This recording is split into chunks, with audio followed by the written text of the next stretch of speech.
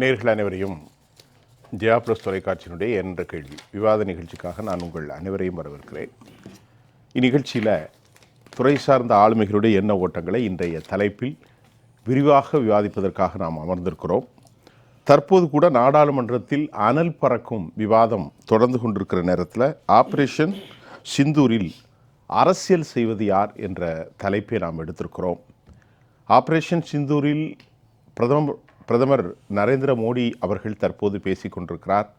அவர்களுடைய பேச்சு, நான் 52 இன்ச்சு மார்பகத்தை கொண்டவனாக இருந்தாலும் உலகத்தின் பல நாடுகள் என்னுடைய செயல்பாட்டை ஏற்றுக்கொண்டிருந்தாலும் காங்கிரஸ் கட்சி எம்மை கேலி செய்கிறது, நான் எங்கும் செல்லவில்லை, இந்தியாவில் தான் இருக்கிறேன் என்று அவர் குறிப்பிட்டார். குறிப்பாக தற்போது பேச்சினுடைய சற்று முன் அவர் கூறியது, பாகிஸ்தான் எம்மிடத்தில் கதறுகிறது, இதற்கு மேல் எம்மால் போரை சந்தித்து செயல்படுவதற்கான தகுதி இழந்ததாக எம்மிடத்தில் கேட்டது, உலகில் எந்த நாடுகளும் எம்மை அழுத்தம் கொடுக்கவில்லை என்றும் அந்த செய்தியிலே அவர் குறிப்பிட்டிருக்கிறார். ஆனாலும் இந்த செய்தி நேரலையில் ஒளிபரப்பாகி கொண்டிருக்கிற நேரத்தில்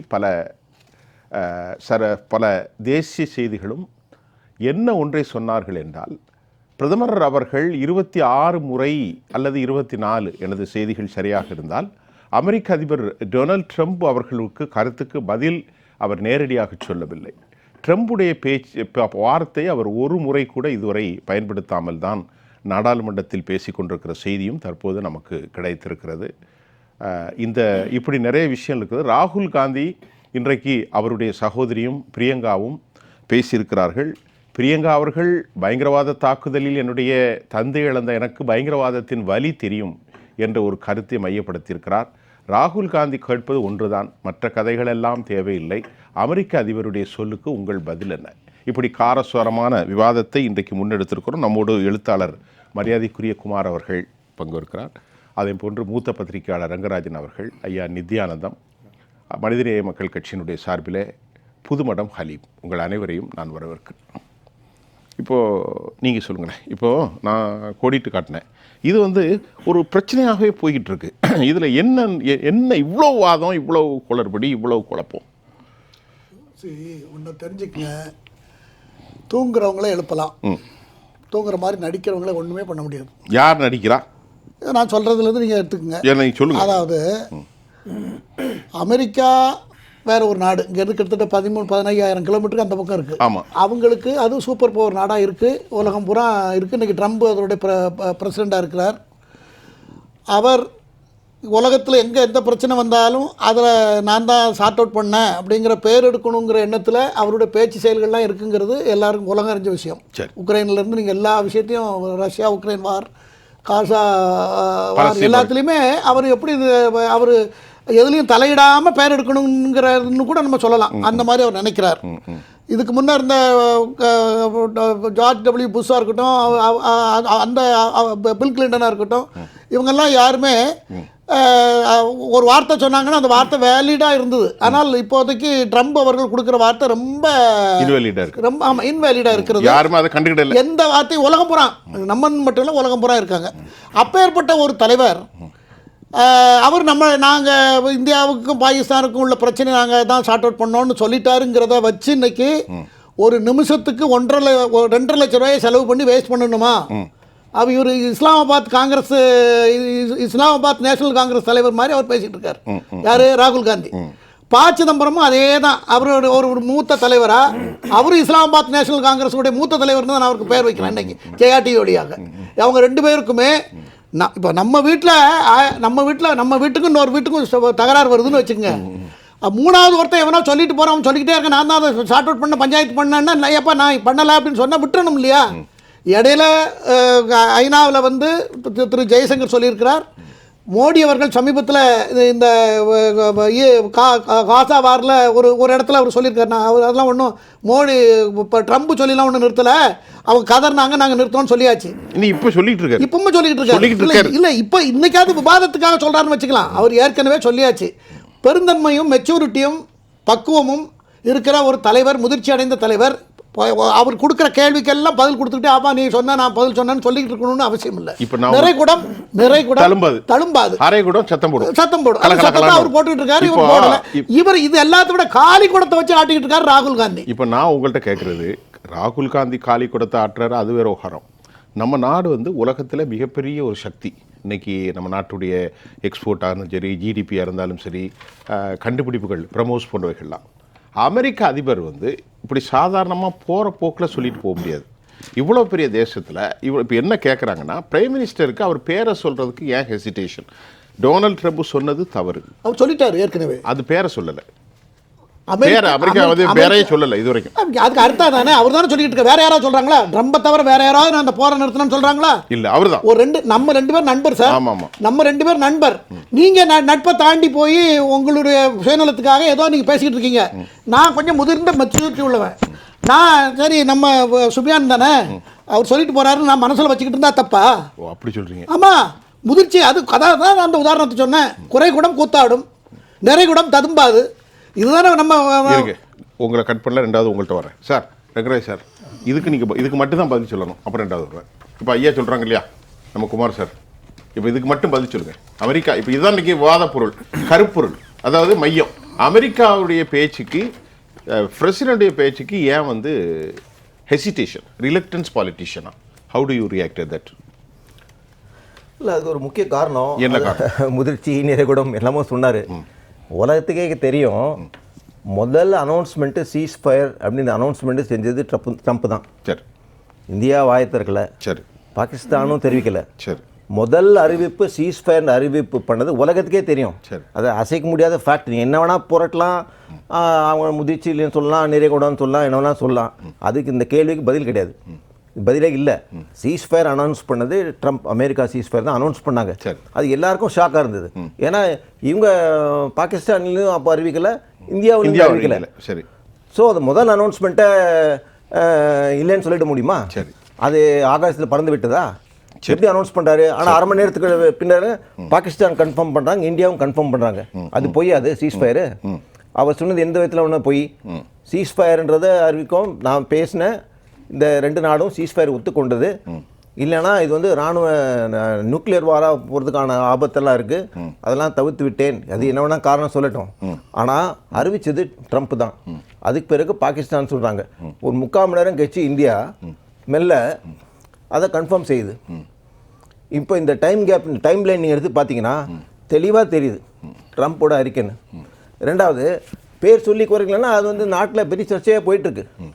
ட்ரம்ப் இந்த மாதிரி சொல்கிறாரு, அதுக்கு பதில் சொல்ல வேணாமான்னா யாருக்கும் பதில் சொல்லணும் இல்லாமல் காங்கிரஸ் கட்சிக்கு மட்டும் நாட்டில் பதில் சொல்லிட்டா போதுமா? நான் சொல்கிறேன், காங்கிரஸ் கட்சி ஒரு நாட்டில் 20% ஓட்டு இருக்குது. அந்த 20% மக்களுக்கு மட்டும் நீ பதில் சொல்லிகிட்டே இருக்காங்க. காங்கிரஸ் செய்யலையா, அவங்க இதை செய்யலையா, நேரு அதை செய்யலையா, அதை செய்யலையான்னு காங்கிரஸ் கட்சிக்கு மட்டும் பதில் சொன்னால் நாட்டில் போதுமா? இன்னும் 80% மக்கள் இருக்காங்க, அதை மறந்துடக்கூடாது. அவங்களாம் பதில் கேள்வி கேட்குறாங்க. அதாவது ஃபண்டமெண்டல் இஷ்யூ என்னென்னா, இந்தியா பாகிஸ்தான் என்பது, இந்த பிரச்சனை என்பது பைலேட்டரல், நாங்கள் ரெண்டு நாடுகள் உடைய பிரச்சனை. ஆமாம், அப்படி பேச்சுவார்த்தை இருந்தால் நாங்கள் பேசி தீர்த்துப்போம். ஆனால் பேச்சுவார்த்தை நடத்தல, அது வேறு விஷயம். இது பைலேட்டரல் இஷ்யூ. இந்த இந்தியா எந்த காலத்திலும் மூன்றாவது நாடு தலையிட அனுமதித்ததே கிடையாது. இப்போ இது முதல் முறையா? உங்கள்கிட்ட வரேன். சரி, இப்போ வரேன். இது முதல் முறையா? நீங்க அப்படி இல்லைங்க, உங்களுக்கு டைம் தரேன். அமெரிக்கா ஜனாதிபதி, இது முதல் முறையா அமெரிக்க ஜனாதிபதி பாகிஸ்தானும் இந்தியாவோட பேசி நான் வந்து சீஸ் ஃபயர் அனௌன்ஸ் பண்ணது இதுதான் முதல் முறை. ஆகவே பைலேட்டரலா இருக்கிற பிரச்சனையை மூணாவது நாடு உள்ள கொண்டு வந்து எப்படி அனுமதிதுன்னு ஒண்ணு, இரண்டாவது அந்த அனுமதி இல்லை, அதை தாண்டி அந்த அறிவிப்பை ஏற்றுக்கொள்கிறோம் என்று இவங்க சொல்றாங்க. நீங்க பதில் உங்க கேட்டக்கு பதில் சொன்னா நீங்க சொல்லுங்க. அதுல தான் ஒரு சின்ன கேள்வி இருக்கு. இப்போ இது 3 நாடு சம்பந்தப்பட்ட விஷயம். Pakistan, India, America. அப்போ Trump, Modi and Pakistan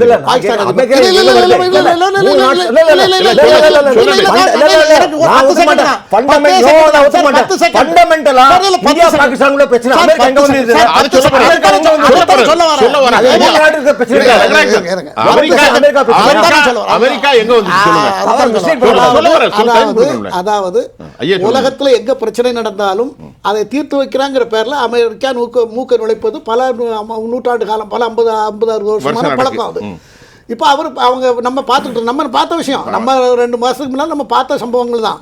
our Trump அடிக்கடி தலையிட்டு பேசுறது எல்லாத்தையும் நம்ம பார்த்துட்டு இருந்தோம். அமெரிக்காவையும் கமாண்ட் பண்ணிட்டு இருந்தாரு, நம்மளையும் கமாண்ட் பண்ணிட்டு இருந்தாரு, நமக்கும் ஆலோசனை சொல்ற மாதிரி சொல்லிட்டு இருந்தாரு, அவங்களுக்கும் ஆலோசனை சொல்லிட்டு இருந்த மாதிரி இருந்தாரு.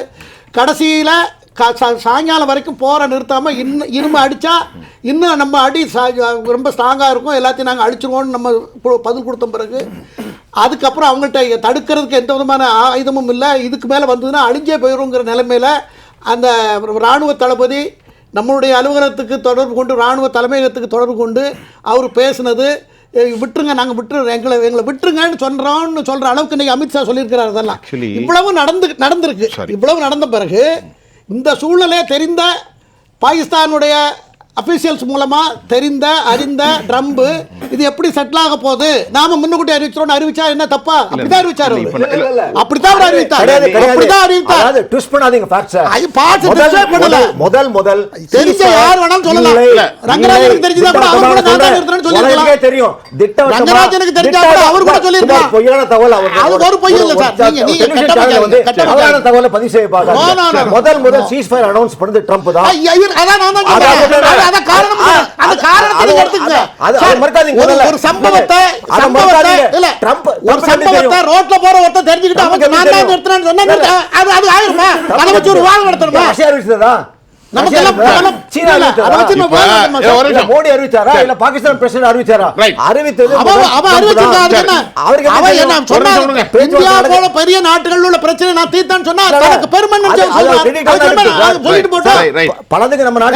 ஏன்னா அதுல இன்னொரு விஷயம் அடங்கி இருக்கு.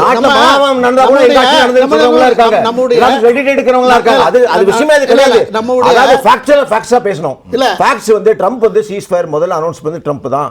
அவருக்கு எப்படி தெரியும் பாகிஸ்தான்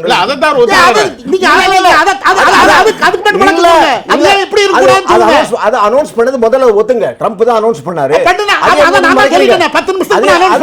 அதான் சொல்றேன். அப்போ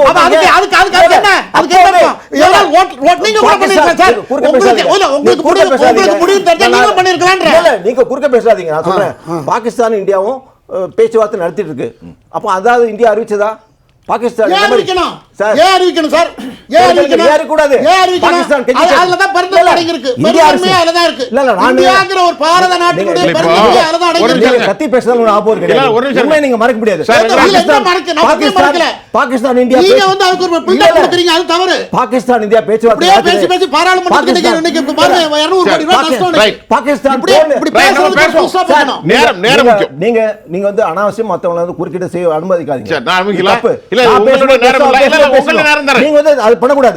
நான் என்ன சொல்ல வரேன்னா இல்ல நான் பாகிஸ்தான் இந்தியாவை கெஞ்சுகிறது அவன் போர் நிறுத்த வேணும்னு கேக்குறாங்க. அப்படி இந்தியா சொல்ல வேண்டியதானே? சொல்லி அறிவிக்க வேண்டியதானே? ஏன் அறிவிக்கல? நிறுத்தவுமே தெரியாது. என்ன வேணாலும் பண்ணுவான், அடுத்தால கூட்ட போடுவான். இது இவ்வளவு நடந்த பிறகு கூட அட்டாக் நடந்தது, ரைட் தான் நின்னுது. அதனால நம்மளுடைய மெச்சூரிட்டியவும் ரொம்ப குறைத்து மதிப்பிடாத இந்த ப்ராசஸ்ல இன்வால்வ் ஆனதுனால தான் அவர் முதல்ல தெரிஞ்சதுனால அறிவிக்கிறாரு. அவர் ப்ராசஸ்ல இருந்திருக்காரு, அதனால அவர் அறிவிக்கிறாரு. அவர் தெரியுது நேரடியா எப்படி அறிவிப்பாரு. நிறைய ஆரம்பத்துல நீங்க எல்லா பாலையும் அடிச்சிட்டீங்கன்னா நம்ம 50 நிமிஷம் பேசணும். முதல்ல நோபாலா போடுறாங்க சார். நீங்க அம்பயர் நோபால்னு சொல்லணும். இது ரொம்ப இன்ட்ரஸ்டா போயிட்டு இருக்கு. அம்பயர் ஹலீம் சார் இருங்க. நோன் காட்டணும், இல்ல வைடுன்னு காட்டுங்க. நானும் கிரிக்கெட் பிளேயர் தான், எனக்கு தெரியும் ரூல்ஸ் எல்லாம். மனிதநேய மக்கள் கட்சியினுடைய தோழர் புதுமடம் ஹலீம், நீங்க இடையில பேச வந்தீங்க. அவங்க ரெண்டு பேருடைய தரப்புல வார்த்தை வைக்கிறேன், நீங்க சொல்லுங்க. அதாவது அமெரிக்க ஜனாதிபதி ட்ரம்ப் அவர்கள் வந்து போற போக்கில் உள்ள ஆள் கிடையாது. சரி, தோழர் சொன்னது மாதிரி இந்த போர் நிறுத்தத்தை அறிவித்தது பாகிஸ்தானும் இந்தியாவா இல்லை, அமெரிக்க ஜனாதிபதி ட்ரம்ப் தான். அதில் மாற்று கருத்துலாம் இல்லை. அது வெளிப்படையாக இருக்கின்ற ஒரு விஷயம். போர் நிறுத்தத்தை அறிவித்து மட்டும் சொல்லலை, நான் வந்து நிர்பந்தம் கொடுத்தேன் அவர்களுக்கு வந்து இந்த வியாபார விஷயமான ஒரு விஷயத்தை நான் சொன்னேன். அந்த ஒரு விஷயந்தான் அவர்கள் போர் நிறுத்தத்துக்கு தள்ளப்பட்டது அப்படிங்கிறத சொன்னார். நான் என்ன கேட்குறேன், 3 அல்லது 4 நாட்கள் நடந்த போர் தான். நம்ம ஒன்றும் பாகிஸ்தானில் தான் முதல் தடவையாக போர் நடத்தலை. 1971 டிசம்பர் 3ஆம் தேதி முதல் டிசம்பர் 16 வரை 13 நாட்கள் பாகிஸ்தானோடு நம்ம யுத்தம் செஞ்சிருக்க வரலாறு உண்டு 1971. அது மட்டும் இல்லாமல் சும்மா சின்ன யுத்தம் இல்லை, அவர்களை சரணடைய வைத்த வரலாறு உண்டு. பாகிஸ்தான் ராணுவம் சரணடைந்தது மட்டுமல்ல, எழுதி கொடுத்தாங்க டிக்ளரேஷன், நாங்கள் தோற்று போய் விட்டோம், சரணடைந்து விட்டோம் என்று. அப்பொழுது இருந்த இந்தியாவுடைய முப்படைகளுடைய கூட்டு தளபதி ஜக்சித் சிங் அரோரா அவர் முன்னாடி டாக்கால கையெழுத்து போட்டு கொடுத்தாங்க. அப்படிப்பட்ட வெற்றியெல்லாம் நம்ம பெற்றிருக்கோம் பாகிஸ்தான்ல. அது ஒண்ணும் இல்ல. ஒரு நிமிஷம் இருங்க, முடிச்சுக்கிறேன். நான் குமார் இருக்கட்டும். அப்ப இப்படிப்பட்ட வெற்றியை பெற்றிருக்கோம். பாகிஸ்தானை பிளவுபடுத்தி இருக்கோம், அந்த நாட்டை துண்டாக்கி இருக்கோம். அந்த அளவுக்கு பெரிய வெற்றியை பெற்றால் கூட அதை நாம் அப்பொழுது அரசியலாக்கல. ஒண்ணு. இரண்டாவது, சைனாவோட 1962 யுத்தம் நடத்தினோம். அப்பொழுது பாரத பிரதமராக இருந்த நெஹ்ரு அவர்கள் எல்லா பாராளுமன்ற உறுப்பினருக்கும் கடிதம் எழுதினாங்க, இந்த மாதிரி ஒரு யுத்தம் வருது, என்ன செய்யலாம், உங்களோட கருத்துக்களை சொல்லுங்க. இப்படி வெளிப்படைத்தன்மையோடு இருந்தது இந்தியா. இன்னைக்கு ட்ரம்ப் வந்து இங்கிலாந்துல போய் எத்தனாம் தேதி, 16ஆம் தேதி போயிருக்காரு இங்கிலாந்துக்கு. அங்கு நான் கம்போடியாவையும் தாய்லாந்துடைய அந்த யுத்தத்தையும் நிறுத்திவிட்டேன், இது என்னுடைய 6வது நிறுத்தம், 6 நாடுகளின் 6 நாடுகளுடைய யுத்தத்தை நிறுத்தியிருக்கேன் என்று. இதே போன்றுதான் இந்தியா பாகிஸ்தானுடைய யுத்தத்தை நிறுத்தி 26வது தடவையாக சொல்லியிருக்கார். முதல் தடவை அல்ல, அவர் போற போக்குள்ள ஆள் கிடையாது, 26வது தடவையாக சொல்லியிருக்கார். நான் என்ன சொல்றேன், நீங்க இன்னைக்கு வந்து வெளியுறவு அமைச்சர் ஜெய்சங்கர் அவர்கள் பாராளுமன்றத்தில் அப்படிலாம் இல்லை, ஏப்ரல் 22 ஜூன் 16 வரைக்கும் மோடி வந்து அமெரிக்க ஜனாதிபதியோட பேசலைன்னு சொல்றீங்கல்ல, பேசல. ஆனால் ட்ரம்ப் வெளிப்படையாக சொன்ன அறிக்கை, பாரத பிரதமர் மோடி அவர்கள் என்னுடன் யுத்தம் முடிவதற்கு முன்பாக 35 நிமிடம் போனில் பேசினார் என்று சொன்னது இன்னைக்கு இருக்கு. யாரு? ட்ரம்ப் சொன்னார். அது எப்படி மறுக்க போறீங்க? நான் என்ன கேட்கிறேன், ஒரு எக்ஸ் பக்கத்தில் ட்ரம்ப் சொல்வது பொய் என்று ஏன் உங்களால் சொல்ல முடியல? இப்போ நீங்க 71 நான் யுத்தத்தை சொன்னேன். 1971 அமெரிக்காவுடைய ஜனாதிபதியாக இருந்த ரிச்சர்ட் நிக்சன் அவர் பாகிஸ்தானுக்கு ஆதரவாக இருந்தார். இந்தியாவோட நெருக்கம் இல்லை. சொல்ல போனா இந்திரா காந்திக்கு நிக்சனுக்கு ஆகவே ஆகாது. அப்பொழுது பாகிஸ்தான யுத்தத்தில் பாகிஸ்தானுக்கு ஆதரவான ஒரு மனநிலையில் அமெரிக்கா இருந்தது. அப்பொழுது இந்திரா காந்தி என்ன சொன்னாங்க, 4000-5000 கிலோமீட்டர் தூரத்தில் இருக்கவங்க எல்லாம் இனிமே இந்தியாவை வந்து ஆட்சி பண்ண முடியாது, அந்த காலம் மலையேறி விட்டது, எங்களுக்கு முதுகெலும்பு நேராக இருக்கிறது சொல்லி போரிட்டாங்க. அதான் அப்பொழுதும் அவர்கள் அரசியலாக்கல. இப்போ நீ ஆபரேஷன் சிந்தூரை நம்ம இந்திய ராணுவத்தை நான் குறைத்து மதிப்பிடவில்லை. நாம் எப்பொழுதுமே பாகிஸ்தானை வெற்றி தான் பெற்றிருக்கிறோம், அதை மதிப்பிடல. ஆனா இதை மட்டும் நீங்க ஏன் அரசியலாக்குறீங்க? சரி, இப்போ நான் உங்கள்கிட்ட கேட்குறேன், பதில் சொல்லுங்க கொஞ்சம் நிதானமா. சரி, நமக்கு எல்லா செய்திகளையும் அரசியல் ரீதியாக ராஜ்ய ரீதியாக அறிவிப்பது யார்? தேர்ந்தெடுக்கப்பட்ட மக்கள் கட்சியினுடைய தலைவர், அப்படித்தானே? ஆமா. ஒரு அரசு இருக்கிறது, அந்த அரசுடைய ஒரு ஸ்ட்ரக்சரல் போர்டு இருக்கு, சிஸ்டம் இருக்கு. திரு அமித் பாய் என்ன சொல்றாருன்னா, ஹோம் மினிஸ்டர், நல்ல கவனிங்க, மே 7ஆம் தேதி அதிகாலை 1:26 மணிக்கு எங்களுடைய பணி எல்லாம் முடிஞ்சது. இந்த டாக்ல இது வந்து மன்மோகன் சிங் அரசு அல்ல, இது மோடி அரசு. அவர் சொல்றது அப்படி சொல்லிடுறோம். அப்புறம் வச்சுங்க, பாகிஸ்தானுடைய 11 விமான தளங்களை நாங்கள் அழித்திருக்கிறோம், 8 முழுமையாக நாசம் செய்யப்பட்டிருக்கிறது. பாக்குடைய air defence system it has been completely destroyed. எங்களுடைய நல்ல கவனிங்க, மோடி யூஎன் செக்யூரிட்டி கவுன்சிலில் நமக்கு உறுப்பு நாடாக ஆவதற்கு முயற்சிக்கிறார். இப்போ நல்ல கவனிங்க, இது வந்து ஒரு அஃபீஷியல் இந்தியாவினுடைய ஹோம் மினிஸ்ட்ரி அறிவிச்சிருக்கு. இதுக்கப்புறமும் நம்ம யார் சொல்றதை நீங்க நம்புவீங்க நான் கேட்கிறேன். ஒரு நிமிஷம் இருங்க, யார் சொல்றதை யார் சொன்னா நம்புவீங்க? சொல்றேன். அமித்ஷா இந்த மாதிரி பேசுறாரு. அமித்ஷா மட்டுமல்ல, ஜெய்சங்கரும் பாராளுமன்றத்தில் பேசுறாரு. என்ன மோடியோட பேசவே இல்லைன்னு. ஆனா அங்க நடப்பதை வந்து ஏன் மறுக்கல நீங்க? அதாவது ட்ரம்ப் பொய் சொல்கிறார் சொல்லுங்க. ஏன் சொல்லணும் சார்? ஏன் சொல்லக்கூடாது? ஏன் சொல்லணும்? என்ன அவசியம் இல்ல. நான் உங்களை அடிச்சேன்னு சொல்றேன், நீங்க அடிக்கவே நம்ம கடிக்க முடியாது. நாய் அப்புறம் பாப்போம். அப்படி கிடையாது. நாய் அப்புறம் பாப்போம். அறிவு முதிர்ச்சியுடைய எண்ணம் அப்படி தான் இருக்கும். அப்படி கிடையாது. நாய் நம்மள கடித்தா நாம போய் நாயை கடிக்க முடியாது. அப்படி கிடையாது. நான் சொல்லி முடிச்சிக்கிறேன். குமார் டென்ஷன் ஆகாதீங்க, பொறுமையா கேளுங்க. டென்ஷன் இல்ல. அதாவது இப்ப நான் கேட்டது சொல்ல வேண்டியவர் சொல்லிட்டாரு. சொல்றேன். யார் சொன்னா நம்புவீங்க? உள்துறை அமைச்சர் சொல்றீங்க, வெளியுறவுத்துறை அமைச்சர் சொல்றீங்க. ஆனால் இவர்கள் சொல்லியும் மீண்டும் மீண்டும் அமெரிக்க ஜனாதிபதி இப்படி சொல்லிக்கிட்டு இருக்காரு அப்படிங்கறதுல நீங்க வந்து விளக்கம் கொடுக்க வேண்டுமா வேண்டாமா? என்ன விளக்கம் கொடுக்கணும் சார்? போர் தொடுக்கணும். போர் தான் தொடுக்கணும். தொடுறமா? எப்படி பேசுறீங்க? போரே இல்லையே. அமெரிக்கா எதிரா போர் தொடுக்கணும். அமெரிக்கா நீங்க அதான் தூட்டிக்கிட்டு இருக்கீங்க. 22 நிமிஷம் கொஞ்சமாவது ஒரு பேச பற்று இல்ல 1971 போர். பேச போறீங்க. அது சாதனை. 1971 நடந்தது போர். அது சாதனை. பாகிஸ்தான் நீங்க எல்லாரும் இப்ப வாதம் வந்து அது செஞ்சீங்களா நீங்க? பண்ணிட்டு ஐயா என்ன பாருங்க, இது வந்து ஒரு அறிவுபூர்வமான அறிவுபூர்வமா பேசணும். நான் உங்களுக்கு தருவேன். அதாவது இப்ப நான் அவங்க பேசும்போது நான் குறுக்கிடல, அந்த ஒரு நாகரிகத்தை கடைபிடிக்க இந்த கருத்தை என்னோட கருத்தை கூட உங்களால ஏத்துக்க முடியாம சொல்ல முடிக்கிறேன். கேளுங்க, நான் கேக்குறேன். இதே பாராளுமன்றத்துல இப்ப வந்து போரை பத்தி இதை பத்தி பேசுறாங்க, ஆபரேஷன் சிந்தூரை பத்தி பேசுறாங்க. இந்த யுத்தத்திற்கு தலைமை தாங்கியவர் யாரு? சோஃபியா அப்படிங்கிற ஒரு பெண்மணி, குஜராத் பெண்மணி, இஸ்லாமிய சமூகத்தை சார்ந்தவர் தான், அதில் மாட்டு கருத்து இல்லை.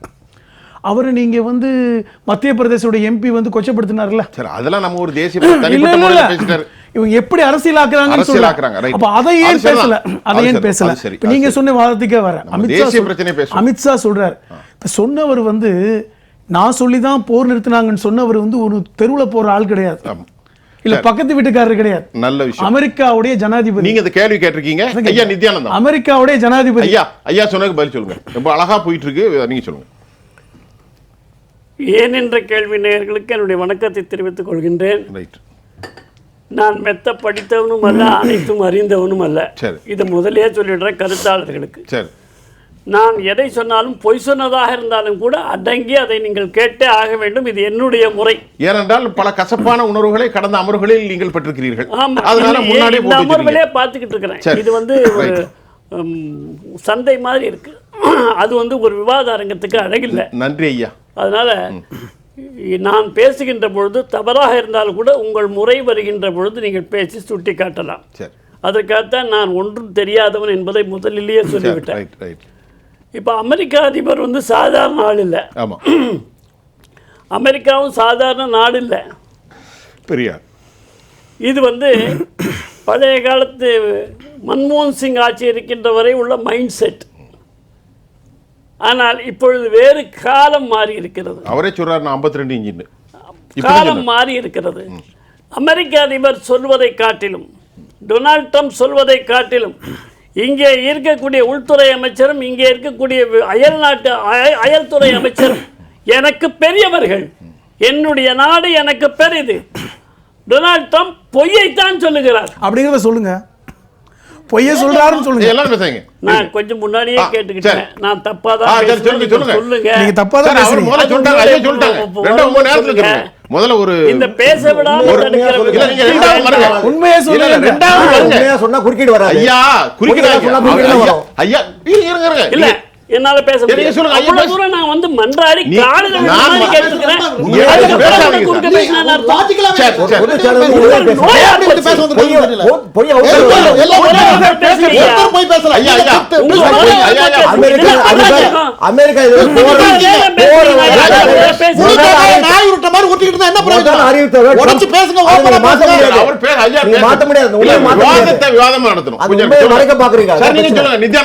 நித்யானந்தம் அவங்க நேரம் வந்து ரொம்ப பொண்ணானது, ரொம்ப கம்மியா இருக்கு. சொல்லுங்க. இல்லங்க என்னோட நேரத்தை அவங்களுக்கு நீங்க சொல்லி முடிச்சிருங்க. நீங்க சொல்லுங்க. பேச விட மாட்டாருங்க. நீங்க சொல்லுங்க. அது ஒரு பழக்கமாயி சார் நீங்க சொல்லுங்க. அதனால நான் என்ன சொல்றேன், டொனால்ட் ட்ரம்பை காட்டிலும் ஜெய்சங்கர் எனக்கு பெரியவர், ராஜ்நாத் சிங் எனக்கு பெரியவர். எக்ஸ்டர்னல் அஃபேர்ஸ் மினிஸ்டர் சொல்றாரு. ஆமா, எனக்கு இந்தியா பெரியது, அமெரிக்காவோட இந்தியா பெரியது. நான் அதை நம்புகிறேன். இந்திய அமைச்சர்கள் உண்மையை பேசுகிறார்கள், டொனால்ட் ட்ரம்ப் பொய் பேசுகிறார். அதற்கான காரணத்தை சொல்றேன்.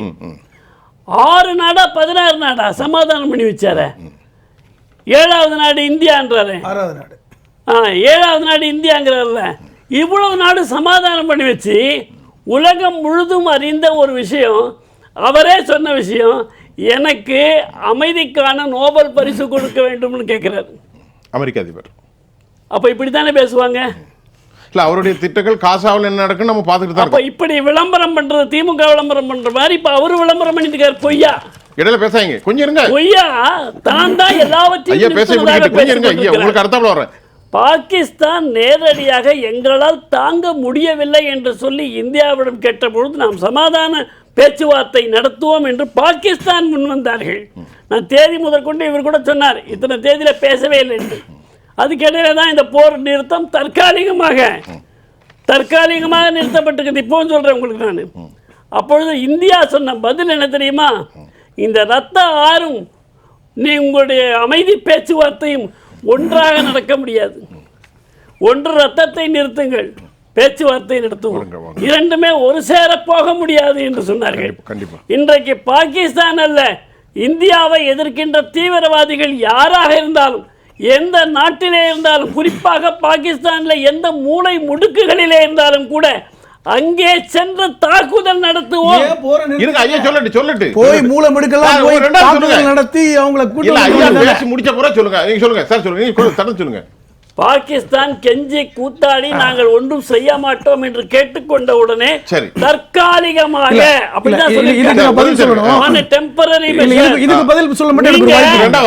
நீங்க உங்களுடைய வாழை அவுத்தீங்கன்னா சர்வநாசம் பண்ணுவோம் சொல்லிதான்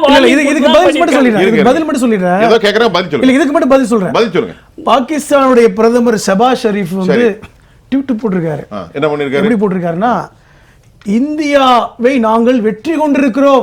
அது அவங்க போடுவாங்க.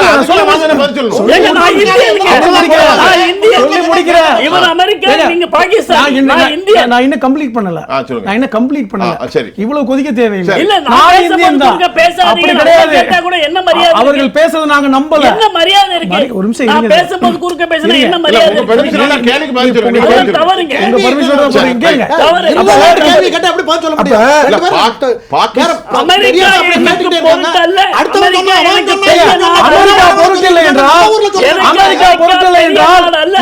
நிமிஷம் வந்து மோடி என் கூட பேசினாருன்னு சொல்றாரு ட்ரம்ப். அது பொய்.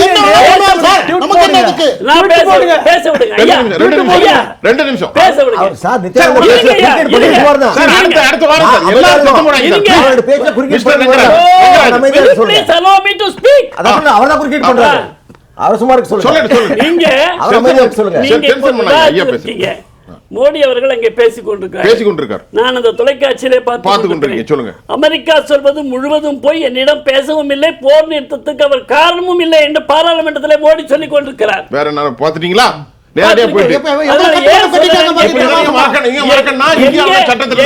சொல்ல வேண்டுமோ அங்கே சொல்லுகிறார். சரி, எங்கே சொல்ல வேண்டுமோ அங்கே சொல்லுகிறார்.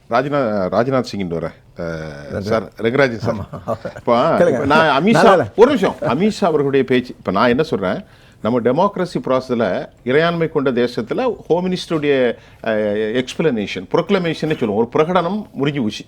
இப்போ ராஜ்நாத் சிங் அதே சொல்றாங்க. டிஃபென்ஸ் மினிஸ்டர் 9 முகாம்கள் அளிக்கப்பட்டிருக்கிறது, 22 நிமிஷத்தில் 100க்கும் மேற்பட்ட தீவிரவாதிகளை நாங்கள் காலி செய்திருக்கிறோம், அமெரிக்கா எங்களுக்கு எந்த அழுத்தமும் கொடுக்கவில்லை, டிஜிஎம்ஓ பாகிஸ்தானிலிருந்து இந்தியாவுடைய டிஜிஎம்ஓடு பேசினார்கள், எந்த பாகிஸ்தான் வந்து எங்களை அழித்தீர்களோ அவர்களை நாங்கள் வந்து சரியான முறையில் அழித்திருக்கிறோம். ஆப்போசிஷன் இந்த மாதிரி கேள்வி எழுப்பிட்டிருக்கிறது. எத்தனை தடவை சொன்னாலும் இந்திய போர் விமானங்கள் வீழ்த்தப்பட்டது என்று நாங்கள் சொல்கிறோம், பாகிஸ்தானை வீழ்த்தி விட்டோம் என்று. நீங்கள் எத்தனை போர் விமானங்கள் இந்தியாவில் இழந்தது என்று தேவையற்ற கேள்வி கேட்கிறீர்கள் என்று defence minister Rajnath Singh mere statement. Sir, அதெல்லாம் பிரச்சனை கிடையாது. அதை சொல்லுங்க. அப்புறம் யாரை நம்புவீங்க? நீங்க கொஞ்சம் அமைதியா இருங்க.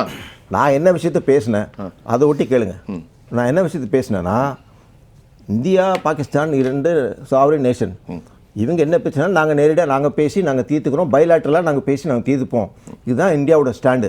ஆனால் முதல் முறையாக ஒரு அமெரிக்க அதிபர் இந்த போர் நிறுத்தத்தை இந்தியாவில் பாகிஸ்தானும் சொல்லவில்லை, இந்தியாவும் சொல்லவில்லை, அறிவிப்பு மோடி ட்ரம்ப் வந்து அமெரிக்காவிலேருந்து செய்கிறார். நான் அதை தான் கேட்குறேன். இவங்க ட்ரம்ப் உண்மையை சொன்னாரா, மோடியோட பேசினாரா, அவர் போய் சொன்னாரா, அந்த விதத்துக்கு நான் போகல. That is not the issue. அமெரிக்க அதிபர் இதில் தலையிட்டு அறிவிக்க வேண்டிய அவசியம் என்ன? இந்தியா எப்படி இதை அனுமதிக்கிறது? இதுதான் அதுதான் கேள்வி. அது வந்து இவர் பேசினாரா அவர் பேசினாரான்றது பாயிண்ட் இல்லை. அறிவித்தது ட்ரம்ப் தான், அதை யாரும் மறுக்க முடியாது. அதுதான் மறுக்க முடியாது உண்மையை நான் சொல்கிறேன். மற்றதெல்லாம் என்ன வேணால் பேசிட்டோம். ஆகவே அவருக்கு எப்படி தெரியுது பாகிஸ்தான் இந்தியா பேசிட்டு இருக்காங்க? நானும் பாகிஸ்தானோடும் பேசினேன், இந்தியாவோடும் பேசினேன், இந்த சீஸ்ஃபயருக்காக நான் பேசியிருக்கிறேன். இதுதான் 2 தரப்பும் ஒத்துக்கொண்டிருக்கார்கள். அவர் தோழர் சொன்ன மாதிரி ட்ரேடுக்கான இம்பார்ட்டன்ட் டைஸ் வந்து 2 நாடுகளுமே விரும்புது. நீங்கள் அதில் விரும்புனீங்கன்னா இந்த போர் நிறுத்த அறிவிங்க அப்படின்னு சொல்லி ட்ரம்ப் தெரிவிக்கிறாரு. ஏன்னா அந்த சூழ்நிலையும் இருக்கு பாரு, டாரிஃப்கான ட்ரேட் நெகோசியேஷன்ஸ் நடந்துட்டு இருக்கு, டாக்ஸ் நடந்துட்டு இருக்கு, அதை பற்றியும் அவர் குறிப்பிடுறாரு. அப்போது அந்த அறிவிப்பு செய்வது ட்ரம்ப் தான் என்பது மறுக்க முடியாத உண்மை. மற்றதெல்லாம் சில்லறையான விஷயம். அவர் யாரோட பேசினார், எப்படி பேசினார், அதெல்லாம் விஷயமே கிடையாது. ஆனால் அமெரிக்க அதிபரோட தலையீடு இதில் நிச்சயமாக இருந்திருக்கிறது. இல்லைன்னா பாகிஸ்தான் இந்தியா பேசிட்டு இருக்காங்க, இந்த போர் நிறுத்தத்தை ஒப்புக்கொண்டிருக்கிறாங்க சொல்ல முடியும். அதை யாருமே சொல்லாத விஷயத்தை உங்கள்கிட்ட நான் கேட்குறேன். நீங்க வந்து ஒரு சர்வதேச விவகாரம் தெரிந்தவர், நல்ல கவனிங்க. என்ன பாருங்க, உக்ரைன் போரில் 30 லட்சம் கோடி ரூபாய் எங்களுக்கு இழப்பீடு கேட்கிறார் அமெரிக்க அதிபர். கேளுங்க, ஜெலன்ஸ்கியோடு துரத்துகிறார், புட்டினோடு அவர் பேசுகிறார், சமாதான ஒப்பந்தம் நடக்கிறது. இது உலகம் முழுவதும் நடக்கிறது தானே. இல்லை அமெரிக்கா வந்து தலையிட்டாலும் ஏன் தலையிட்ட முடியாதுன்னு கேட்க முடியல. இங்கே மோடி கூட சொன்னார், நான் உக்ரைனோடும் பேசிட்டு இருக்கேன், பேசலாம், ரஷ்யாவோடும் பேசிட்டு இருக்கேன். அவர் ஒரு அமைதிக்கான நோபல் பிரைஸ் மனதில் வைத்துக்கொண்டு அதெல்லாம் சொன்னாரான்னு தெரியல. ஆனா உக்ரைன் ரஷ்யாவோட நான் பேசிட்டு இருக்கேன். நல்லா போர் இன்னைக்கு நடந்துட்டு இருக்கு, தொடர்ந்து நடக்குது. அதனால அது வேறு விஷயம், அதெல்லாம் சிக்கலான விஷயம். அதே மாதிரி இஸ்ரேல் காசா அந்த இதுவும் அங்க பாத்தீங்கன்னா சிலது சொல்றாங்க சீஸ்ஃபயர் நடக்குது, ஆனால் தொடர்ந்து ஏதோ நடக்குது, அதெல்லாம் வேறு விஷயம்.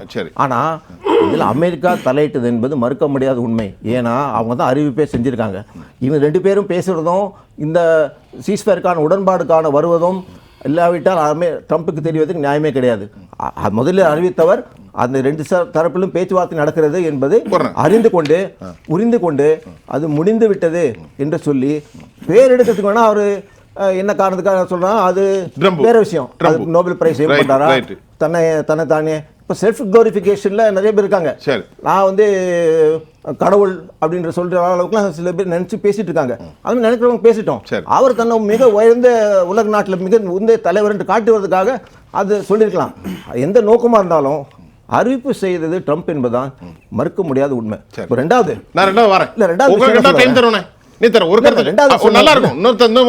முக்கியமான விஷயம் சொல்லுங்க, நம்முடைய இலக்கு என்ன, நம்முடைய ஆப்ஜெக்டிவ் என்ன? Very good. நம்ம இலக்கு ஆப்ஜெக்டிவ் பாகிஸ்தான் தீவிரவாத ஸ்டேட், பாகிஸ்தானில் தீவிரவாதம் அழிக்க வேண்டும், ஒழிக்க வேண்டும் என்ற நிலை எடுத்தால் அதில் உறுதியாக இருக்கணும். ஆனால் கரெக்ட் டிமானிட்டேஷன் எடுத்தது காரணம் காஷ்மீரில் டெரரிஸ்ட் ஒடுக்கணும்னு சொல்லி டிமானிட்டேஷன் ஆகி எவ்வளோ வருஷம் ஆச்சு, அதுக்கு மேலே எவ்வளோ ஆப்ரேஷன்.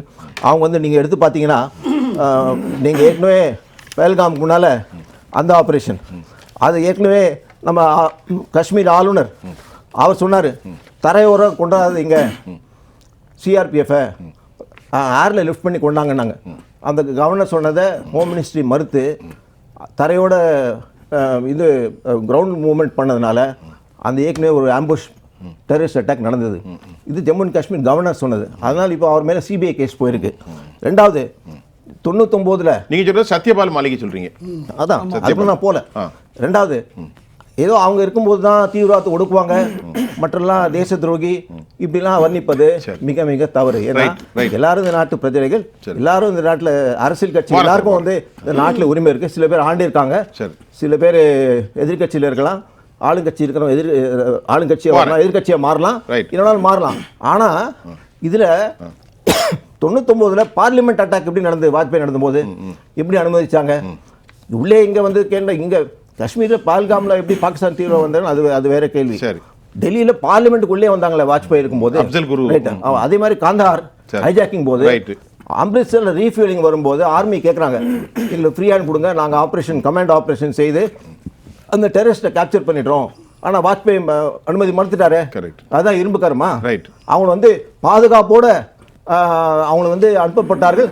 விடுவிக்கப்பட்ட டெரரிஸ்ட் விடுவிக்கப்பட்ட டெரரிஸ்ட் நான் சொல்றேன், அஹமத் ஓமர் சயீத் ஷேக், அசத் மசூத், மசூத் அசர், முஸ்தாக் அஹமத் ஜார்கர், அது வேற டாபிக். ஜஸ்வந்த் சிங் போனாரே காந்தகார் பேசுறோம். சொல்றேன், பின்னால நடந்த 4 தீவிரவாத அட்டாக்ல இவங்கெல்லாம் சம்பந்தம் இருந்திருக்கிறது வந்திருக்கு. இதுக்கெல்லாம் காரணம் வந்து காந்தார்ல அவங்கள விடுவித்ததுதான். ஆர்மி மீறி அரசு அந்த மாதிரி தவறான முடிவு எடுத்தது. இதெல்லாம் வந்து நாட்டில் சார். அதில் இன்னொன்று ஒரு நிமிஷம் அதை நீங்கள் சொல்லுங்க.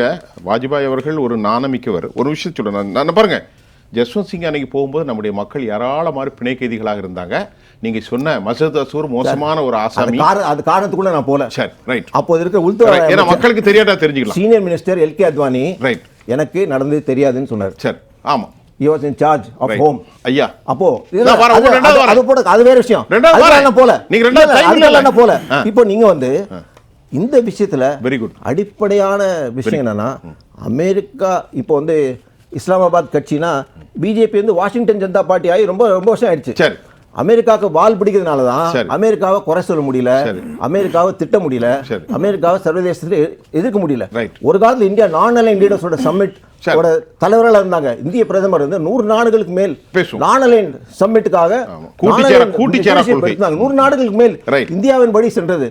அமெரிக்காவும் அல்ல, ரஷ்யாவும் அல்ல, சீனாவும் அல்ல, இந்தியா தனித்துவமோடு இருந்தது. ஒரு வி ஸ்டாண்ட் அப்ரைட் என்று சொன்னார்கள். அந்த நிலையில இருந்து மாறி இன்னைக்கு வாஷிங்டனுக்கு வால் மாதிரி ஆயிட்டாங்க. அதனால தான் அவங்க வந்து அவங்க கேள்வி கேட்க முடியல. அவங்க ட்ரம்ப் என்ன சொன்னாலும் அது வந்து கேட்கிற மாதிரி அமெரிக்கா இஸ்ரேல் என்ன சொல்றாங்களோ அது இன்னைக்கு இந்திய அரசு செய்து கொண்டிருக்கு. நண்பர் ரங்கராஜன் அவர்கள் பத்திரிகையாளர்ங்கிற பேர்ல ஆளும் அரசாங்கத்துக்கு எதிரான கருத்துக்களை அழகாக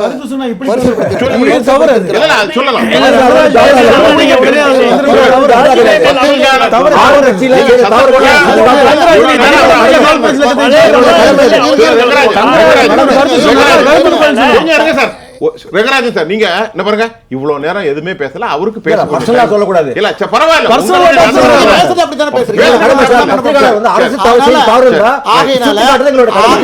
சுட்டி காட்டுறது கடமை.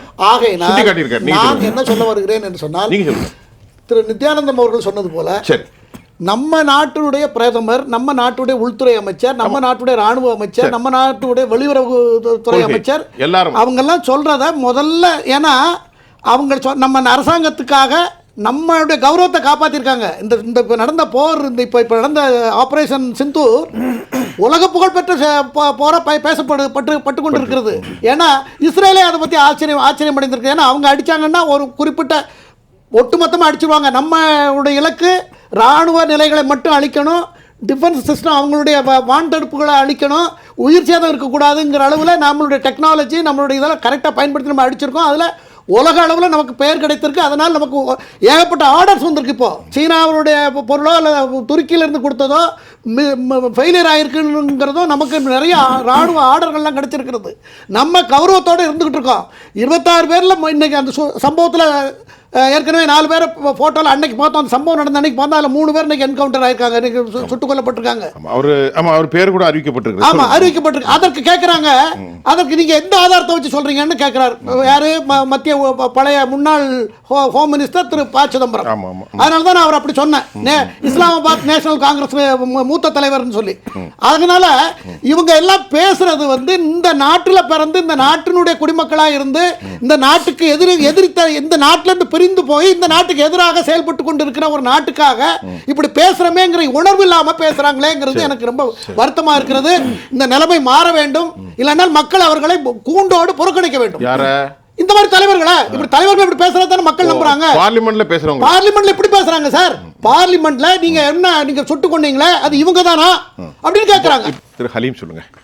அதாவது இப்போ வந்து நம்ம ஒரு கேள்வியை கேட்டோம்னா பாரதிய ஜனதா கட்சி ஆதரவாளர்கள் சொல்கிற பதில் என்னன்னா, நீங்கள் தேசபக்தர்கள் அல்ல, நீங்கள் தேச விரோதிகள் போன்று பேசுகிறாங்க. நான் சொல்லிக்கிறேன், நான் அர்த்தத்தை சொல்கிறேன், நான் என்னுடைய புரிதல். இன்னும் குறுக்கிடுறீங்க. அதாவது ஒரு கேள்வியை கேட்குறோம், இப்படி நடந்திருக்க பகல்காம் யுத்தத்தில் வந்து ஒரு 6 பேர் வந்து 26 பேரை வந்து குருவி மாதிரி சுட்டுட்டு போயிட்டாங்களே, 1.5 மணி நேரம் யாருமே வந்து எதுக்குமே வந்து பார்க்கலையே, சிபிஆர்எஃப் வீரர்கள் என்னாச்சு, காஷ்மீர் காவல்துறை என்னாச்சு, இவர்களெல்லாம் வந்து யாருடைய கட்டுப்பாட்டில் இருக்கிறார்கள் இதெல்லாம் கேள்வி கேட்டோம்னா, நீங்கள் பாருங்கள் எப்படி விரோதமாக பேசுகிறீங்கன்னு கேட்குறீங்க. ரெண்டாவது, நம்ம நாட்டுடைய இறையாண்மையை பற்றி நாங்கள் கவலைப்படுறோம். மூன்றாவது, ஒரு நாடு இப்படி தொடர்ச்சியாக 26 தடவை இந்த மாதிரி நான் தான் காரணம்னு சொல்கிறாரு, அது எங்களோட வருத்தத்தில் பதிவு பண்ணால் அது நாய் குலைக்குது, அவன் அப்படித்தான் இருப்பான்னு ஒரு ட்ரம்ப் போன்றவர்களை பற்றி பேசுகிறீங்க. இன்னும் சொல்லப்போனால் ஜூலை 17ஆம் தேதி பிரதமர் மோடி சார்பில் அறிக்கை வந்தது, நான் ட்ரம்போட பேசலை, ட்ரம்ப் வந்து இதற்கு காரணம் இல்லைன்னு. ஆனால் ஜூன் 18ஆம் தேதி வெள்ளை மாளிகையில் பாகிஸ்தானுடைய தளபதிக்கு விருந்து கொடுத்துட்டு வெளியே வந்து ட்ரம்ப் பேசின பேச்சை உலகம் பார்த்தது.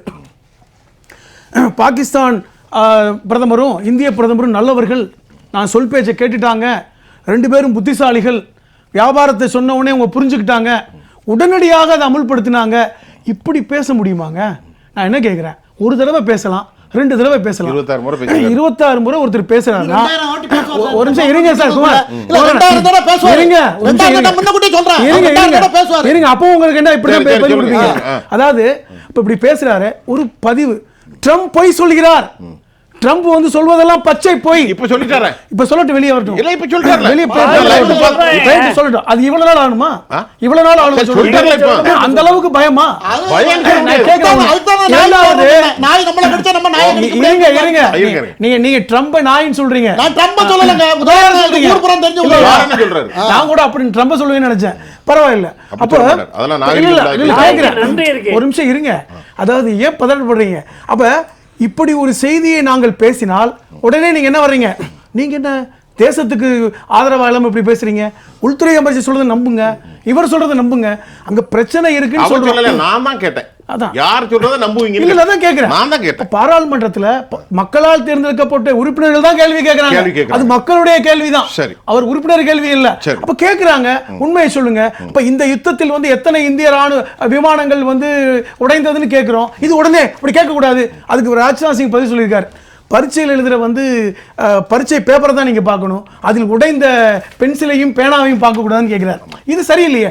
1962 சீனா யுத்தத்துக்கு பிறகு ஜவஹர்லால் நேரு அவர்கள் வந்து அனைத்து எதிர்க்கட்சிகளையும் கூப்பிட்டு சொன்னார், நம்ம என்ன சேதமடைந்திருக்கிறது, நம்ம என்ன இழந்திருக்கிறோம், நாம் யுத்தத்தினுடைய பலன் என்ன, இந்த விளக்கத்தை கொடுத்தாங்கல்ல. அது நடந்துச்சுல. 71 பாகிஸ்தான் யுத்தத்தில் இந்திரா காந்தி பங்களாதேஷை பிரித்து கொடுத்ததுக்கு அப்புறம் அதை வந்து ஒரு வெளிப்படையான தன்மையோடு பேசினாங்கல்ல. நான் அதைத்தானே கேட்கிறோம். இதை சொல்வதற்கு உங்களுக்கு என்ன தயக்கம் இருக்கிறது? அதான் முக்கியம். இந்திரா காந்தி அம்மையாரும் ஜவஹர்லால் நேரும் பிரதமராக இருக்கின்ற பொழுது எதிர்க்கட்சியிலே இருந்தவர்கள் எத்தனை கண்ணியமிக்கவர் என்பது நமக்கு தெரியும். மிகப்பெரிய பெரிய ஆளுமைகள். அவர்களை நம்பி தேசத்தை குறித்து பேசலாம். ஆனால் இன்றைக்கு பேச முடியுமா? ராகுல் காந்தியை நம்பி ஏதேனும் நாட்டு விஷயங்களை பேச முடியுமா? எதிர்க்கட்சி தலைவருங்க. ஒரு நிமிஷம். அதனால ராகுல் காந்தியை பத்தி இப்படி ஒரு கொச்சையான வார்த்தையை பேசுறீங்க. அது கொச்சையான வார்த்தை எப்படி பேசுறீங்க? இது வந்து இது கண்டிக்கத்தக்கது. அவர் வந்து ஒரு எதிர்க்கட்சி தலைவர். அவரை பத்தி பேச முடியுமான்னு கேட்டா என்ன அர்த்தம்? இது தவறு இல்லையா? சொல்லி முடிக்கட்டுமே. இதை நிறுத்தணும் முதல்ல. கருத்தை பேசட்டும். கருத்தை பேசட்டும். ராகுல் காந்தியை நம்பி பேச முடியுமா? ஏன் பேச முடியாது? ராகுல் காந்தி ஒரு எதிர்க்கட்சி தலைவர். அவரை நம்பி பேச முடியாதுன்னு என்ன அர்த்தம்? ஒரு நிமிஷம். இன்னைக்கு சன்னியமா பேசுங்க. I accept. He is holding the position of leader of opposition. இன்னைக்கு ராஜ்நாத் சிங் ஒரு கருத்தை சொல்றாரு, நான் சொல்லிடுறேன். எல்லாரும் பேச விட மாட்டீங்க. நான் ஒரு டைம் தரேன். நீங்க சொன்னோன்னே இப்ப அவர் சொன்னதுக்கு நான் உங்களுக்கு எல்லாரும் எழுந்து நின்று பாராட்டுறாங்க. நம்முடைய தேசத்துல இறந்து போன நம்முடைய ராணுவ வீரர்களுடைய மிச்சம் ராகுல் காந்தியை வந்து எழுந்து நிக்காம கையை நீட்டி மேஜையில வச்சுக்கிட்டு இருக்காரு. அவர் ஒரு துரோகி. என்ன சொல்றாரு? அந்த வார்த்தையை பதிவு செய்யறாரு, துரோகிங்கிறார். கரெக்ட் தான். அது சரியான அது எப்படி கரெக்ட்? இது என்ன கரெக்ட் சொல்றீங்க? சொல்றா யாரு? கரெக்ட் தாங்க. அப்ப டிஃபென்ஸ் மினிஸ்டர் சொல்றாருன்னா அப்ப டிஃபென்ஸ் மினிஸ்டர் சொல்ற எல்லாத்தையும் நம்ம ஏத்துக்கலாம் இல்லன்னு அர்த்தம் தானே? அது எவ்வளவு பெரிய ஒரு காரணம்? நீங்க பேசுங்க. ஒரு நிமிஷம் சொல்றேன். இந்த வார்த்தை இருக்கா இல்லையா? சொல்றேன். துரோகி. அதத்தான் அவர் சொல்றாரு. ஐயா பேசல. ஐயா பேசல. பர்மிஷன் கேட்டு தான் நான் சொல்றேன். அவர் பர்மிஷன் கேட்டு அவருக்கு நேரத்தை நீங்க எடுத்துக்கிட்டீங்கன்னா அவர் என்ன செய்வார்? நீங்க பேசாம இருங்க. யார் துரோகி செட்டில் பண்ணலாம்? ராஜ்நாத் சிங் பத்தி குறிப்பிட்டீங்கல்ல, பிரதமர் வந்து சொன்னாரு சீனா அட்டாக் பண்ணும்போது 2 வருஷத்துக்கு முன்னால சீனா அட்டாக் பண்ணும்போது இல்ல முக்கியமான விஷயம் இது விவாதம். அவர் பேசுறதுக்கு மேல நீங்க அவரை எடுத்துப்படி. அதாவது என்னால பேசி முடிக்கிட்டே இதெல்லாம் தான் நான் அடிமையா நான். நீ அடிமை இல்ல. என்ன பின்ன? ஐயா சொல்லுங்க. ஐயா பேசுங்க. ஒரு நாகரிகம் வேண்டாம். எவ்வளவு தடவை கேட்பாங்க ஒரு ஆள்கிட்ட? இருங்க சார் சொல்லுங்க. இப்போ நான் சொல்லிட்டேன், ராகுல் காந்தி ஒரு துரோகி, எழுந்து நின்று பாராட்டல. இது சரியா? I accept that. எப்படி? Rahul Gandhi is a leader of the opposition. He is holding the position of leader of opposition. But his acts are not leader of opposition. His acts are leader opposing Bharat. அடே இது எவ்வளவு மோசமான குணம். ஆமா, leader opposing Bharatங்கற பொசிஷன்ல இருக்கிறார். கொஞ்சம் இருங்க. அதனால ராஜ்நாத் சிங் பதில் சொல்றாரு, ராகுல் காந்தி எங்க போயிட்டாரு? பார்லிமெண்ட்ல இல்ல. அவர் இல்ல. ராகுல் காந்தி பேசும்போது பிஎம் இருந்தாரா? நீங்க கேள்வி கேட்டவங்க பேசி முடிச்ச பிறகு பிஎம் வந்தாரு. அது பார்லிமெண்ட்ல எல்லாரும் பார்த்தோம். ராகுல் காந்தி பேச முடிச்ச பிறகு லீடர் ஆஃப் அப்போசிஷன் ஸ்டேட்டஸ் இருக்கு. லீடர் ஆஃப் அப்போசிஷன் சொல்லும்போது பிஎம் கேட்கணும். அவர் பேச முடிச்சிட்டு கரெக்ட்டா அவர் பேச முடிச்சிட்டு தான் வராரு. என்ன சொல்றீங்க? நீங்க அவரு கொடுங்க. சார் சொல்லுங்க. அது உண்மை இல்லையா? நிதானமா சொல்லுங்க. ராஜ்நாத் சொல்றீங்க ஹவுஸ் இல்லையா? லீடர் ஆஃப் அப்போசிஷன் பேரும்போது பிரைம் மினிஸ்டர் இருக்க வேண்டும். I am ashamed and I am tired. ஆமாமா. ஒரு எதிர்க்கட்சி தலைவரை துரோகி என்று சொன்னா பேச விடுங்க சார். நீங்க ஷேம்ஃபுல்லா பேச நீங்க என்ன சொல்லுங்க. ஐயா சொல்லி முடிங்க. ஷேம்ஃபுல்லா பேசினா ஷேம்ஃபுல்லா தான் பேச்சு வரும். I please close my best. சொல்லுங்க சார் சொல்லுங்க. I am not in. சொல்லுங்க சார். No. நீ சொல்லுங்க. முடியாதுங்க. நிறைவு கருத்தை சொல்லுங்க. ஐ, நிறைவு கருத்தை சொல்லுங்க. எது நிறைவு கருத்து என்ன? நிறைவு கருத்து 26 தடவை சொன்னாராம். சொல்லிட்டு போட்டோம். அவருக்கு தான் வந்து அது காரணம் சொன்னேனே. உலக அமைதிக்கான நோபல் பரிசு அவருக்கு வேணுங்கிறதுக்காக பைத்தியம் மாதிரி தெரியுது. இதுக்கு மேல என்ன சொல்லணும்? சரி, என்ன அவர் என்ன நம்மள நிறுத்துறது? பொய் சொல்றாரு. நான் சொல்றேன் உங்களுக்கு, பொய் சொல்றாருங்கிறதுக்கு காரணம் சொல்றேன். அவருடைய வீட்டுல பாகிஸ்தான் அதிபருக்கு விருந்து கொடுத்தாரு. தளபதிக்கு, பாகிஸ்தானோட ராணுவ தளபதிக்கு விருந்து நான் கொடுத்தாரு. பேசுறமா வேண்டாம்? பேசி முடிக்கட்டுங்க. நம்முடைய இந்தியாவும் பாகிஸ்தானும் பேச்சுவார்த்தை நடத்தி போர் நிறுத்தத்தை ஏற்றுக்கொள்ளவில்லை. போர் நிறுத்தத்தை தற்காலிகமாக நிறுத்தியிருக்கிறார்கள். டெம்பரரியா? ஆமா, போர் இன்னும் முடியல. தீவிரவாதிகள் அங்கே இருக்கின்ற வரை போர் என்பது, அங்கே குண்டு என்பது வீசப்படும். தெளிவா சொல்லியிருக்காங்க. இந்த 2 பேரும் இந்த உடன்படிக்கை, கொஞ்சம் இருங்க, இந்த உடன்படிக்கையின் பேரில பாகிஸ்தானும் இந்தியாவும் இப்பொழுது உடன்பட்டிருக்கிறது. அதுக்கு பின்னாடி ஒரு போய் அமெரிக்காவுக்கு போயிருக்காரு. யார் சொல்லியிருப்பா? ட்ரம்ப் கிட்ட என்ன பேச்சுவார்த்தை நடந்ததுன்னு ட்ரம்ப் பேசினாரா, பாகிஸ்தான் அதிபர் பேசினாரா? பதில் சொல்லுங்க. அடுத்த இது வந்து டெம்பரரி சீஸ்ஃபயர் தான். டெம்பரரி சீஸ்ஃபயர்னால உங்களுக்கு என்னங்க? டெம்பரரி. அதனால இது வந்து பாகிஸ்தான் சொல்லி அமெரிக்க அதிபர் தனக்கு அந்த பெருமையை சேர்த்துக்கிறார். இந்தியா சொல்லல. இந்தியா ஒரு நாளும் பேசல. பாகிஸ்தான் அதிபர் அதுக்கான ஆதாரத்தை நான் கொடுக்குறேன். எப்ப சந்திச்சாங்க, என்ன பேசினாங்கன்னு கொடுக்குறேன். இதுக்கு மேலே இதை சந்தேகம் பண்ணுவீங்கன்னா உங்களுக்கு இந்திய நாட்டின் மீதும் இந்திய நாட்டு அமைச்சர்கள் மீதும் நம்பிக்கை இல்லாமல் நீங்க அன்றாடம் வாழ்ந்து கொண்டிருக்கிறீர்கள், அச்சத்திலே வாழ்ந்து கொண்டிருக்கிறீர்கள். வாஜ்பாய் இங்க இருந்து பஸ் அனுப்பிச்சாருங்க, வாகால. இங்க இருந்து பாகிஸ்தானோடு நல்லுறவை கொள்வதற்காக பேருந்து அனுப்பிச்சாருங்க. அங்கே இருந்து குண்டா விடுறாங்க. இதுதான் பாகிஸ்தான். இந்த மொழியெல்லாம் உங்களுக்கு புரியாது. செத்து போன வாஜ்பாயை பத்தி நம்ம பேசிட்டு இருக்கோம். இந்த மொழியெல்லாம் பாகிஸ்தானுக்கு புரியாது. மோடியோட வழி, அந்த மொழிதான் அவர்களுக்கு புரியும். எங்க பூந்து உள்ள பூந்து அடிச்சான் பாருங்க, அப்ப அமைதி. ஆனா கெஞ்சுதான், புரிஞ்சுக்கங்க. Very good. சரி, ஒரு நிமிடத்திற்கு 1.5 லட்சம் ரூபாய் 2.5 லட்சம் ரூபாய் செலவாகிறது பாராளுமன்றம் நடக்குவது. ஏன்னா அப்படியானால் ஒரு மணிக்கு 1.5 கோடி ரூபாய். இப்ப நடந்துட்டு பூரா இந்த விவாதம் நாட்டு மக்களுடைய பணம் கரியாகுது. காரணம் இந்த விறகு உடைக்கிறதுல அந்த மொழியில போட்டா கரெக்டா உடைஞ்சிரும். ஆமா, கரெக்டா இருக்கும். நான் கரெக்டா எப்ப என்ன பார்த்துருமே எல்லா விவாதத்திலையும் நீங்க திருநெல்வேலிக்காரர் தெரியும், அந்த மொழியில கரெக்டா போடணும்னு சொல்லி போடுவேன். ஆனால் இவங்க எல்லாம் என்ன பண்ணிட்டு இருக்காங்கன்னா, ட்ரம்ப் சொன்னாரு 10 நிமிஷம் சொன்னார். எல்லாரும் உலகம் அன்னைக்கு பத்திரிகை ஒரு 7-8 பத்திரிகை இந்த காலத்தில் உள்ளதை போல் நம்ம இப்போ பேசிட்டு இருக்கோம். எல்லாம் இப்போ பாராளுமன்றத்தில் விவாதிக்கிறத விட நிறைய மீடியாக்கள் விவாதம் ஆகிவிட்டது. எல்லாத்தையும் நம்ம பார்த்துட்டோம். ஆனால் நாம திரும்ப அதை சொல்லி பாராளுமன்றத்தையும் முடக்கி பாராளுமன்றத்தை செயல்பட விடாம ஆக்கப்பூர்வமான காரியத்தை பண்ணாம பணத்தை விரயம் பண்றத தவிர்க்கணும். காங்கிரஸ் பிழைக்கணும்னா எதிர்காலத்தில் காங்கிரஸ் பிழைக்கணும்னா செய்யணும். எனக்கு அனுமதி இல்ல சொல்லுங்க. நான் கடைசி இவர் முடிக்க மாட்டார். நீங்க ஒரு நிமிஷம் எடுத்துங்க. இந்த நிகழ்ச்சியை நடத்திட்டு இருக்க ஜெயா டிவி சேனல் எவ்வளவு செலவு பண்ணி நேரத்தை வீணடிக்கிறவங்க யாரும் நமக்கு தெரியும். விரயம் பண்ணது பார்லிமெண்ட் 10 நாள் முடக்கினாங்களா இல்ல எதிர்க்கட்சி பாஜக இருக்கும்போது? அப்போ தெரியல விரயம். அதெல்லாம் அரசியல். அவங்க பண்ணா நாட்டுக்கு நல்லது, மத்த எதிர்க்கட்சி பண்ணா நாட்டுக்கு கெடுதல். அதை விட்டுருங்க.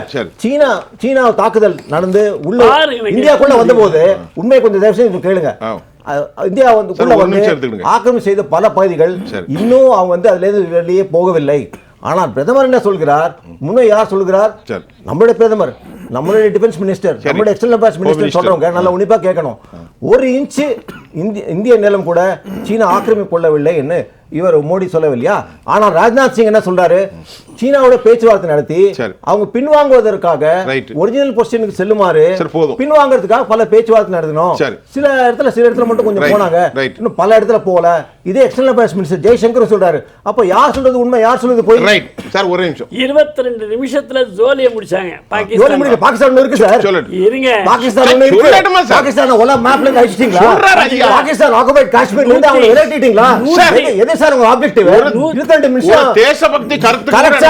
நான் தேசபக்தன் சார். தேசபக்தி 22 நிமிஷம் யாருமே பேச கூடாது. பாகிஸ்தான் நிகழ்ச்சியை முடிங்க. பாகிஸ்தான் யாருமே பேச இல்ல, நான் எனக்கு டைம் கொடுத்தீங்க அதுல தேவையான உங்க time முடிஞ்சு சார். Time முடிஞ்சு சார். பேசிட்டு இருக்கேன். இந்த ஆபரேஷனோட மோட்டிவ் சும்மா இருங்க. பாகிஸ்தானை ஆக்குபை காஷ்மீர்ல இருந்து வெளியேற்றிங்க நான் பாராட்டுறேன். சரி. பாகிஸ்தான் ஆக்குபை காஷ்மீர்ல இருந்து பாகிஸ்தானை வெளியேற்றிருந்தா பாராட்டிக்கலாம். ஆனா அது கிடையாது. ஆதரித்திருக்கின்றன. Right. பாகிஸ்தான் இந்த மேலே கிடையாது. பொறுத்தவரைக்கும் பாகிஸ்தான் 187 நாடுகள் நாம் பயன்படுத்திய மீசல்ஸ் எல்லாம் made in India measles. Okay. அதனால அமெரிக்கா தயாரிச்சதோ மத்தவங்க தயாரிச்சதெல்லாம் இது- வீணா போச்சு. இதுதான் objective-ஆ? அதனால அதான் பாகிஸ்தானை வந்து பாகிஸ்தான் ஆக்குபை காஷ்மீர்ல Right, வெளியேற்றிருக்கா? right. நேரம் முடிஞ்சு, நேரம் முடிஞ்சு. நேரம் ஆயிடுச்சு. பாகிஸ்தான் ஆக்குபை சொல்லுங்க. காஷ்மீர்ல அமெரிக்காவை- இன்னும் பாகிஸ்தான் அமெரிக்காவை- ஒரு நிமிஷம் அமெரிக்காவை- ஒரு நிமிஷம் 1977 செஞ்ச மாதிரி இந்தியா 1974 முன்னாடி நிக்கிற பாதுகாப்பு. 51 வார் மாதிரி பாகிஸ்தான் திருப்பி பண்ணாங்க. இன்னைக்கு பாகிஸ்தான் ஆக்குபை காஷ்மீர்ல அமெரிக்கா பண்ணிக்கலாமே. அறுபத்தோராவது accept பண்ணீங்க. இந்தியா 16வது ceasefire accept பண்ணீங்க. சரி. தேவையில்லாத விஷயம். பாதுகாப்புல ஆபரேஷனா பாதுகாப்புல இது வந்து இந்தியா சார், வெற்றி விட்டுருங்க சார், அவர் பேசணுங்க. அமெரிக்கா பாகிஸ்தான் பாகிஸ்தான் ஆக்குபை காஷ்மீர்ல இருந்து சார், ரங்கராஜன் பாகிஸ்தான் வெளியேற்றிருந்தா சார், இந்த இதுவரை கிடையாது. நாடாளுமன்றத்தில் அனல் பிறந்த விவாதங்கள் குறித்து பேசணும். இந்த நிகழ்ச்சியில் வந்த குமார் அவர்கள், ரங்கராஜன் அவர்கள், நித்யானந்தம் மற்றும் புதுமடம் ஹலீம், உங்கள் அனைவருக்கும் உளப்பூர்வமான நன்றியை தெரிவித்துக் கொள்கிறேன். மீண்டும் மற்றொரு களத்தில் நான் உங்களை சந்திக்கின்றேன். அதுவரை உங்கள் அனைவரிடமிருந்தும் நான் உங்கள் சுஃபியான், ஜெயா பிளஸ் தொலைக்காட்சிக்காக நன்றி. மீண்டும் சந்திப்போம்.